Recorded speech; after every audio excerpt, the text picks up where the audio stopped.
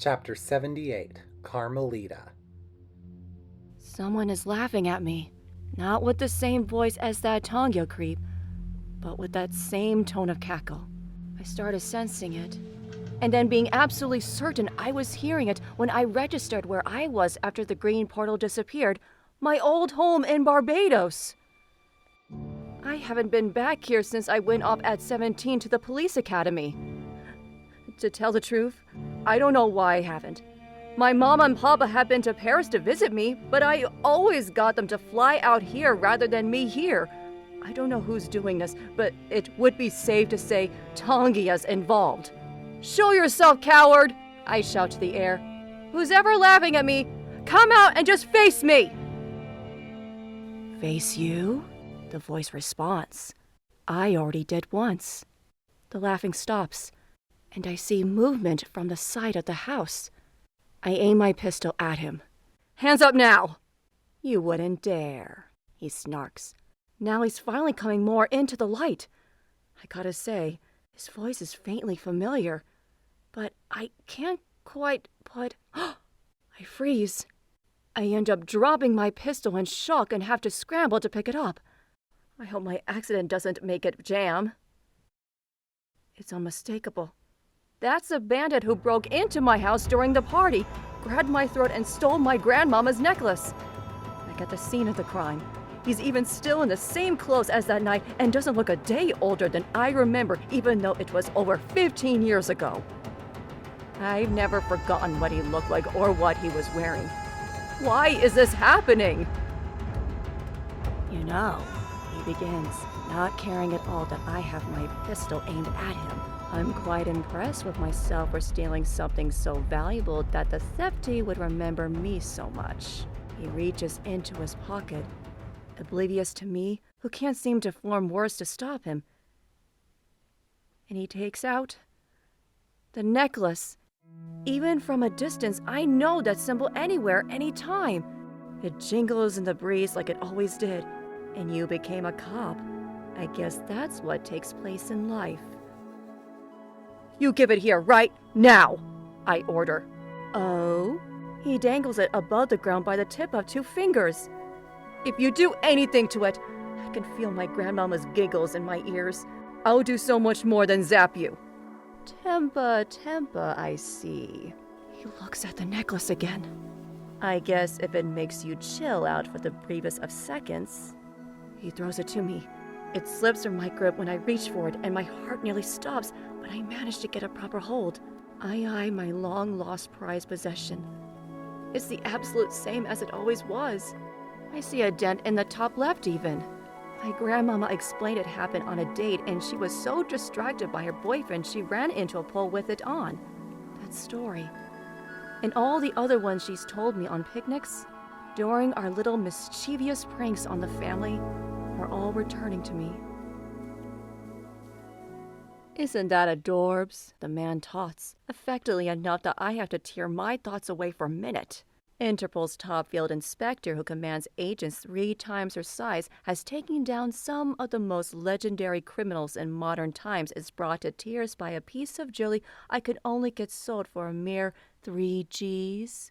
You sold my necklace? I shriek. I need a few months' rent, he replies casually. What are you even still doing here? I grunt through my teeth.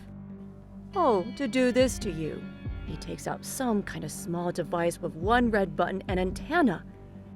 He aims it at my necklace.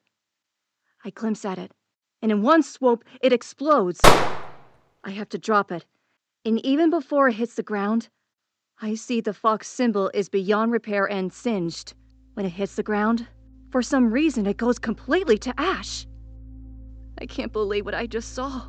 The sting of losing it all over again is back. Like the dreams I kept having of seeing it one day back around my neck and then waking up way too early. Only this one is worse because I truly felt it in my hands again. Heard her voice again. The thug is laughing in response.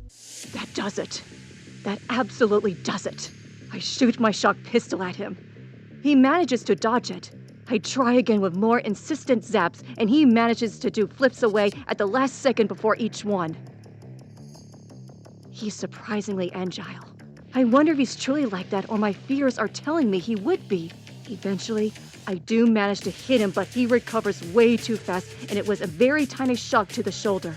He continues his babbling as he dodges. I've stolen successfully from hundreds of pigs like yourself, miss. When you know what you're doing, you can have the fun of ripping the whole world off. In return, you get to drink their green, and it's enough to relax while they sit and cry.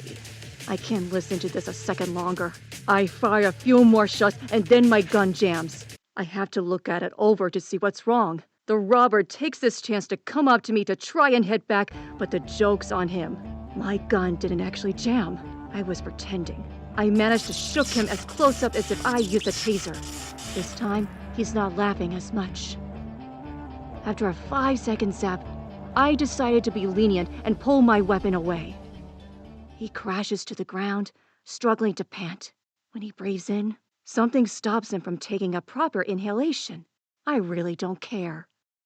He looks at me, and believe it or not, he's still smiling. The thought makes me more furious than ever. I aim my gun back at him.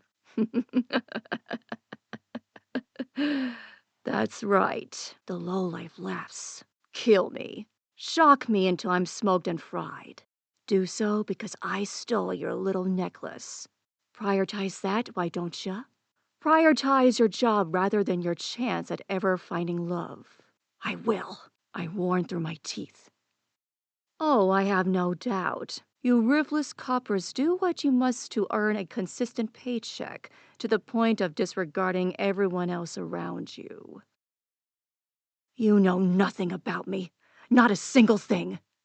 Do I? From the moment you and that raccoon met, he's been nothing but kind to you. A helping hand. Teasing, but always works his tail off to help you.